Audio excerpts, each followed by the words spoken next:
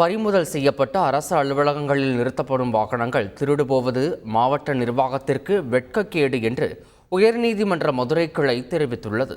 தூத்துக்குடியில் 2013ஆம் ஆண்டு கனிமங்களை கடத்தியதாக பறிமுதல் செய்யப்பட்ட டிராக்டர், டிப்பர் லாரியை மீட்டு தரக்கோரி பாலமுருகன் என்பவர் மனு தாக்கல் செய்திருந்தார். இந்த மனு விசாரணைக்கு வந்தபோது தாலுகா அலுவலகத்தில் நிறுத்தப்பட்டிருந்த வாகனங்கள் காணாமல் போனதாக புகார் அளிக்கப்பட்டதாகவும் கண்டுபிடிக்க முடியவில்லை என்று காவல்துறை சான்றளித்துள்ளதாகவும் அரசு தரப்பில் தெரிவிக்கப்பட்டது. இதையடுத்து பேசிய நீதிபதி புகழேந்தி, அதிகாரிகளால் பறிமுதல் செய்யப்பட்ட அரசு அலுவலகத்தில் நிறுத்தி வைக்கப்பட்டிருந்த வாகனங்கள் காணாமல் போனதாக கூறுவது மாவட்ட நிர்வாகத்திற்கு மிகப்பெரிய வெட்கக்கேடு என்றார்.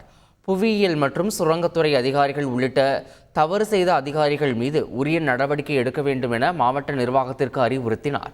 இந்த வழக்கில் உள்துறை செயலாளரை எதிர் மனுதாரராக சேர்த்து அனைத்து மாவட்டங்களிலும் கனிம வள கடத்தல் தொடர்பாக பறிமுதல் செய்யப்படும் வாகனங்களை நிறுத்த தனி இடத்தை ஒதுக்க வேண்டும் என நீதிபதி உத்தரவிட்டார். மேலும் அந்த வளாகம் சிசிடிவி கேமரா அமைத்து காவலாளிகள் மூலம் பாதுகாப்பாக உத்தரவிட்டு வழக்கை முடித்து வைத்தார். செய்திகளை உடனுக்குடன் தெரிந்து கொள்ள உடனே சப்ஸ்கிரைப் பண்ணுங்க.